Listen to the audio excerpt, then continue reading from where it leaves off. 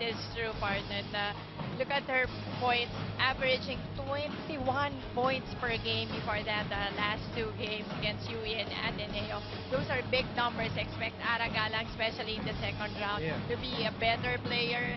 And again, MVP numbers. Even Mika Reyes having 17 points in the last game. Ayun din eh, because I think yung highest points that she ever got was 13. So even the players are getting better and better each and every game. Well, not a little bit of a dip, actually. She's 11 points ang kanyang dip for the year 2015. So let's get her thoughts on her performance so far. She sat down with Janine Choi, our fourth member of our broadcast team.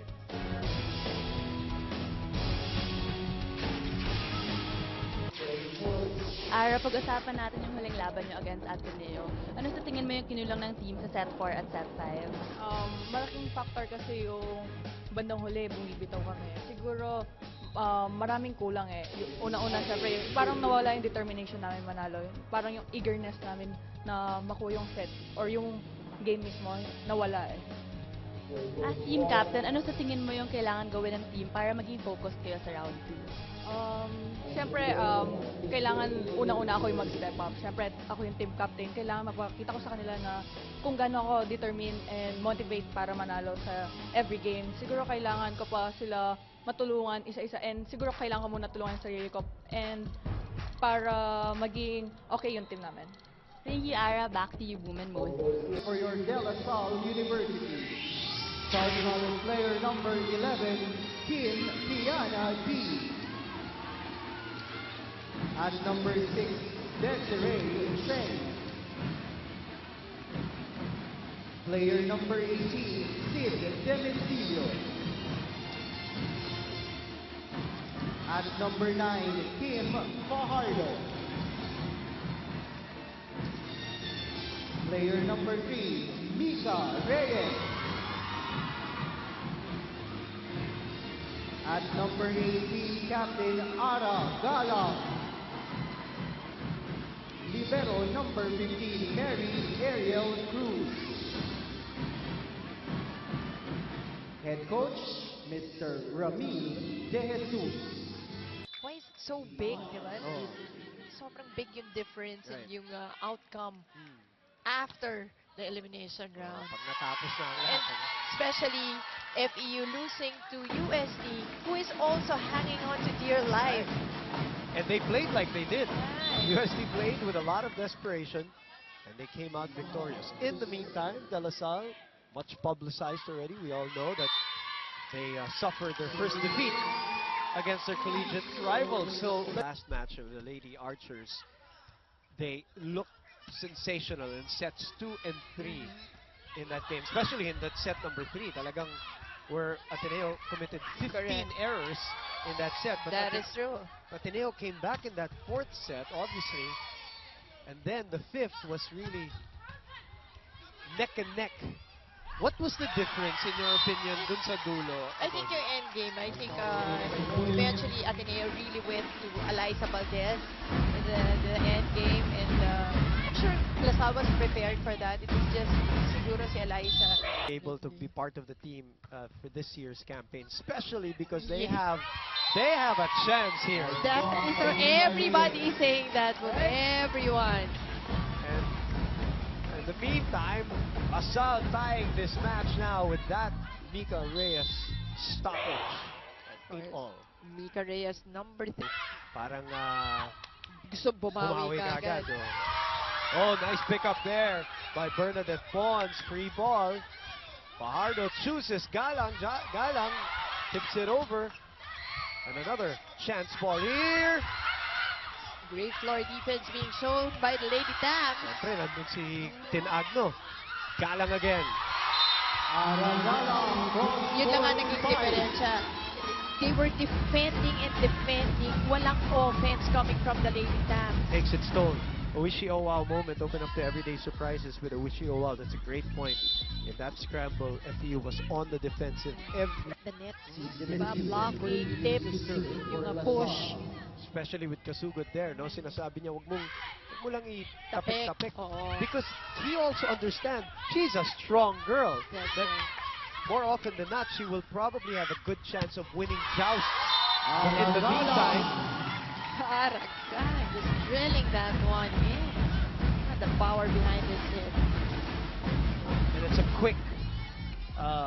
quicker setup No, for it's her. a shorter Shorter setup. set. At the service area. What could be the explanation, Mosey, of the 11-point drop in Aragalang's numbers from 2014 to 2015 after the break? Granted that the first game was UE and they won that easily. And she played throughout the match. 11 points at 10 points pero syempre spread Yun, out. oh, eh. yeah, Okay yun na yan. iba yun eh. Oh. Yeah, I give that to parang going to be parang siguro for Coach Ramil and for Ara herself. Hindi kailangan. Na, hindi kailangan pumukpok in that game. But Sa Ateneo. game sa Ateneo, sometimes also, if you do that in a game, hindi mo nakukuha yung rhythm mo na game per game. Ito yung kailangan mo di ba? Ito yung level that you have to play. Now you have to, di ba, go back to find your groove back. Fajardo is a Nescafe Creamy White Defender of the Day, brought to you by the Drink of the Day, the Nescafe Creamy White, #DOTD. In other words, you're saying there is a certain level It's a that base, di ba?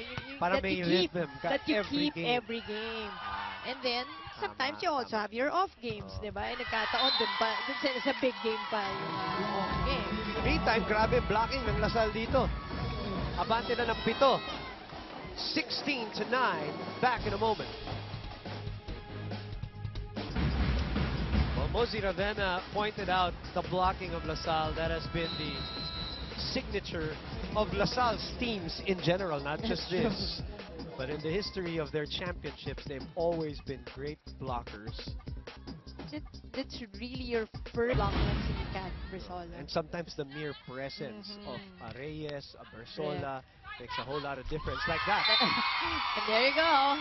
Right on cue, Mika Reyes with that power tip. Napako na ang FU dito. Nag-time out sila kanina sa 12-9, Mosey. And that is 6 more points of support, Mosey. Yes. That's heavy and uncomfortable, I'm Correct. sure. I was going to say that you have to, even in practice, you have to wear it Yeah. to get used to it. It's going to be part of you already. It hampers your mobility. As we are at set point, courtesy of Fajardo on the second touch, gets their 24th point, 24 serving 16. This is practically how the first set of the first round happened, yeah. di ba? And then nagkadikita na Sa in sets second. 2, 3, and 4. Nakakuha pa nga ng FEU. Yung Second set. second. Then sets 3 and 4 were all tight. Difference of 5 points na lang in last 2 sets.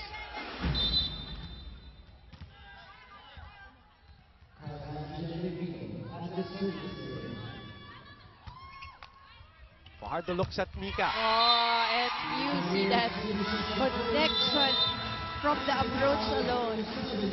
So it's 25-17. In the first set, it was tight in the first set as DLSU just went into another. Yun ang mahirap talaga sa quick set. Right. You almost have one chance. Correct. Split second difference sometimes. Good dig by Galang. Good reaction by Palma. Also reflexes by LaSalle. A chance for FU here. Uy, misset. You know. Fajardo. Alam mo na, Always. expertise yan, Always. diba? Back zone. When she sees that everybody is in front, look at her go. She knew where to put that ball. You know, the production. And imagine, they reached the 5th set. Umabot. Oo, so ganun ka-spread out yung point. Points nila. They had 6 from Cheng, 7 from Fajardo, who has become such an offensive setter. Diba? And everybody loves an offensive. 17 points in that first round encounter. Season's best. Free ball. Chance for LaSalle here. Oh, and that catches the line. That was Soyod, if I'm not That's mistaken. right, with hang time. gets that combination play. There is a lot of promise also for this player. Both offense and defense, Martin. You know, also what I noticed, and I know you're the type who would appreciate this, she seems to have guts. She seems to be one of those players na Well, mukha nga talaga. medyo ma-develop in 2 to 3 years time, not only in terms of the skills, but mukhang ito yung medyo buong loob. Oo. Yun. Kasi marami tayong nakikitang talented, Mosey, pero yung Kulang. yung tibay ng Kulang. dibdib medyo hindi natin develop. The defense didn't see it. Good serve. Cruz with a good dig. Galang puts it away. Aragalang on the combination play. A little bit more creative display. Kim Fajardo. 3 blockers in front of Aragalang. Donaldson's a replay. Note this is spiked on 8-6-2-3-6 for a BFF chicken bundle. And now we are all even. Coach Shaq will call his version of a timeout. Ano? Gotta say, that's Mosey, true. May konting kaba. Konting lito. Best of character ganito for the natin. entire team. Right now on the net. Is that a good sign? Yeah, sure. Chance for FEU. They go to Pons. Fajardo saw it. Galang. That's still alive. Playable. Fajardo to Galang. And that's in. What action. Yes, right. Look at this on the open hit. Buka yung block. Yun ang spot ni Sweet Aragalang. spot ni Araga. Confirmation Exactly. to, diba? Oh, combination once again. On the other hand, it's the veteran who is delivering for DLSU. They've been going for combination plays. The last 3 plays of the... And the girls also told me that the trainings are not only spent to strengthen their physical state, but to strengthen their spirit as well. Meanwhile, Coach Shaq gave the same reminders and stressed on their need to work harder and hit even harder. He said that they only Just na engaging each other eh. So now yung adjustments na... And speaking of, Aragalang making the adjustment mid-air. Always. Wishy oh wow moment. Open up to everyday surprises with a wishy oh wow. He can make 2 teams out of his team. Always. Used as a back row attacker. Dawson with a pickup. Got Cruz. Oh ho! Cerveza puts it away. Let's try the down the line hit. I like how she angled that hit. Look at that. And as usual, in any sport, when you deal with a lefty, it's just a little more confusing. Has there been, and this is just a curious question while we're here early in the 3rd set, have you ever encountered, all your years of playing, scouting, watching volleyball, somebody who was both effective, left sister, Watching over. yeah, watching over her and the rest of the team, you can be sure. One. Back to the rookie, the pickup from Negrito. They send it over for free ball for LaSalle. Fajardo goes to Mika. Look at that. Oh, Negrito with a good dive, keeping it alive. What a save. Fajardo says one more time. Demesilio through the block. This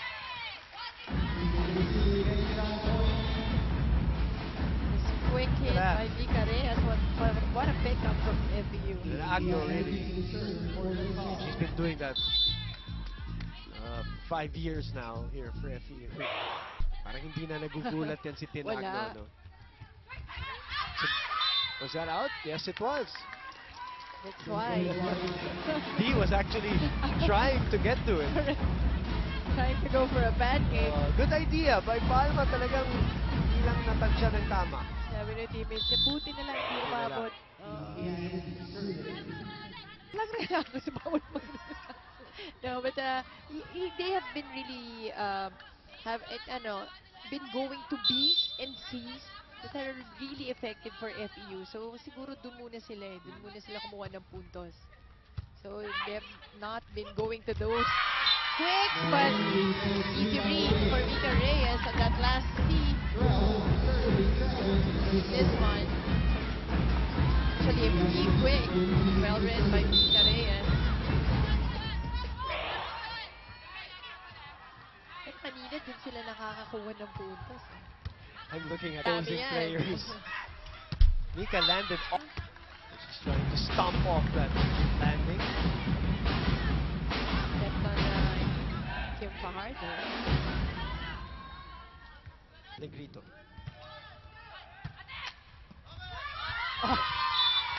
Kim Fajardo. Save. Making it look so easy. Yeah, Pero alam niya na yung gagawin niya eh. With that kind of first ball, she knew what to do. Yung hindi niya napahihirapan yung sarili niya. Again, that peripheral vision. Hindi na niya i-attempt na i-set pa, no? Talaga. At saka, she'll always go to the back zone. Nice serve. Back set. That's out. Good job by Cruz letting that ball go.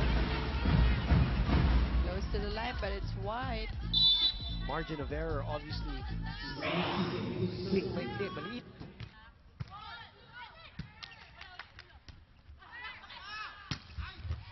Cross court. Send it over. Lasal goes to Galang. Triple block was not good enough. My goodness. Best given to Aragalang. Triple block for her on this combination play. Pero malalayo yung blockers to each other. Lasal at 6 and 1. FU at 3. Noah back here. 21 serving 12 now. Lasal trying to get a stamp here. Ginoa picking it up. Papa. Pons. Demesilio through the block. A pick up by Agno. I love it when she also saves the ball because it's still in control. In the meantime, Cerveza has had a couple of moments here for De La Salle. Gatorade spike of the game fueling the UAT to play hard. Once again, going down the line. So awkward to look at the left hand. But we've seen a lot of Teams, teams, yeah. diba, pass through those Correct. stages, diba, and eventually become champions and winners. And Develop their players. I mean, imagine, you had Ginoo, you had Basas, you had Malabanan, 3 first-year players, and then you had, you know, Pons, who's a second-year player, Kasugod. Now Lasal, I'm sure, will look to not even get this FU team going here in the 4th set. They don't want to make the mistake of going into another 5th, obviously.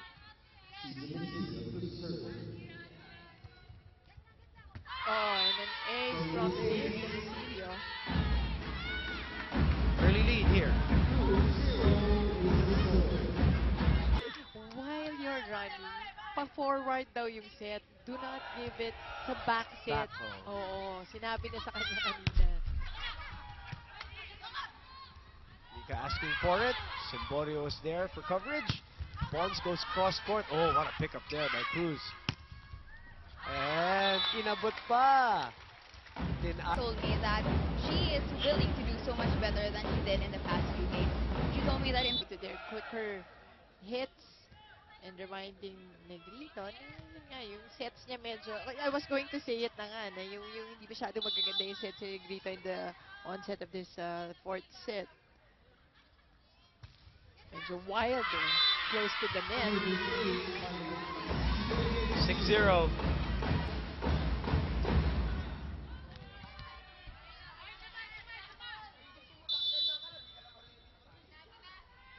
Coach Shaq continues to holler from the sidelines. Chance again for Lasal here. Look at Fajardo trying to go to the back zone. Palma running attack. Simborio picks it up. Pons delayed by the block. Fajardo opens up to Galang. Down the line, Ginoo was there. Almost another double contact for Negrito. Reyes tries to put it away, and she does.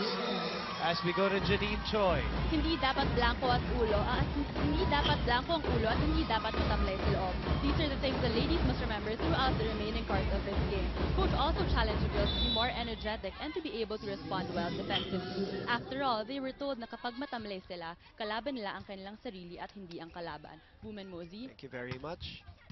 At yun yung parang nakita nila nung set number 2. Tama. Oh, good save.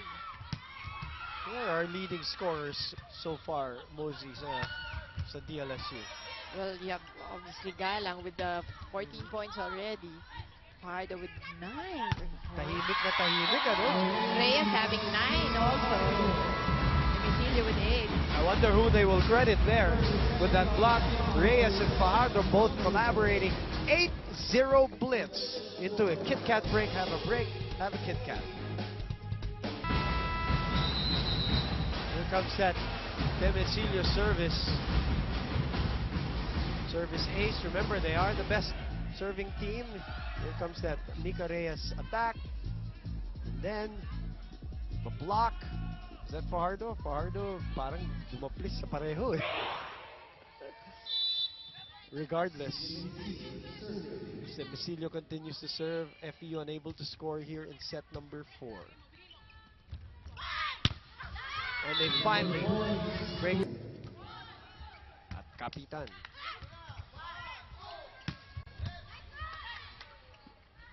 Pons. Cruz sends it back. Fajardo with a jump set. Uy, Oh, old school. that's right. A knuckler. Sundot. Yung ba yun? Nakikita natin sa grade school, high school Ah, volleyball. yung paghuli-huli na. Oo, wala ka na magawa. Obviously, you don't see that in high level. For the Lady Archers. Lady Spikers. Oh, nice serve. Domicilio from the back row. Palma with the dig. Simborio is checked. Shot. Galang shuts the door. It's a different game when you see Lasal always committed for the block. Kanina no blocks at all in the third set. Oh, nowhere to go. You saw that a mile away, especially from our angle, Mosey. Solid block. D. Cerveza says no entry. Negrito will go to the bench. Papa will come right back to set. Swinging. It's just superior blocking It's by really Lasal. close to the net, and you cannot do that when you have blockers like me in front. 14-3.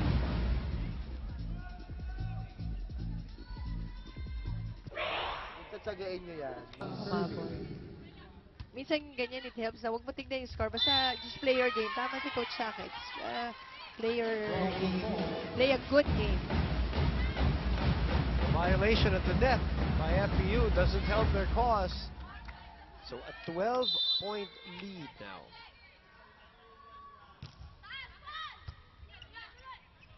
That second set, Mosey looked like it served as a wake-up call to Lasal. No? That's true. Naging iba eh. Yep. They had now, parang you can feel that they're more confident, more aggressive also. And the lead is 13. Second technical timeout in set number 4. Soyud had her moments too as Ginoa's blocked again. Cerveza doing a good job, both in offense and defense, huh? Yes.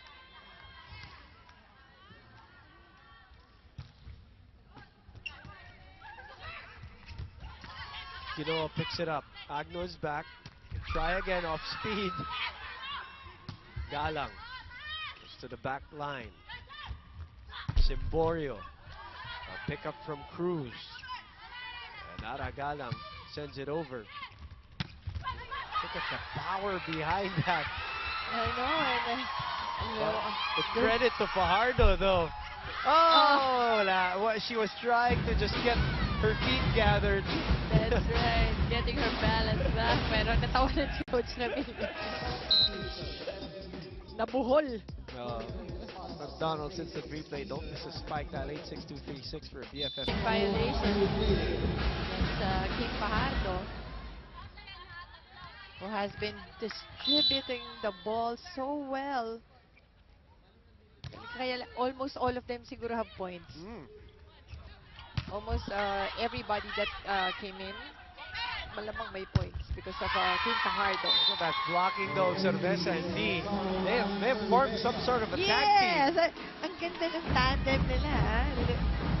Tag team. Ilang blocks na yan. Tag team yung Oo dalawa. nga. Parang yung Soyun Baron nung for a while it was effective. DLSU trying to pull away at this juncture. 19, serving 6. Good getting court time for a lot of the girls. And I'm talking about Yes. not just the LaSalle, but Yes, even I was FEU. going to say, ano nga, both Teams, coaches oh. used a lot of players in this game. That's good. Something that we like to see. See more of them in the second round. And 26.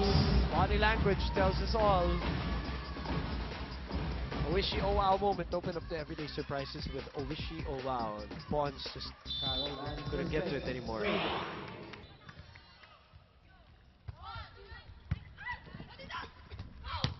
Oh, solid hit from Lee.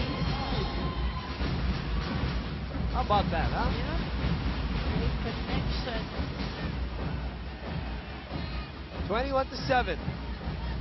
Kim D. She started the match and she looked like she's going to finish this one. Agno. Negrito. Pasas. Again sent back. Pasas will try again. Now a chance for LaSalle. They go to Demicilio. And the finishing touches now are being applied.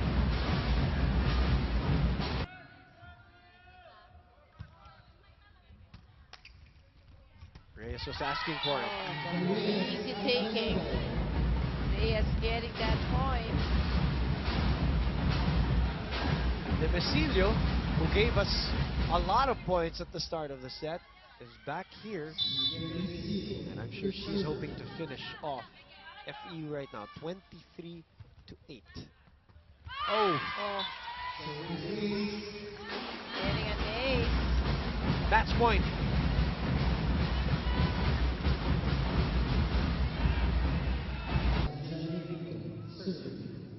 Kyle Negrito. Up. And a 3-point given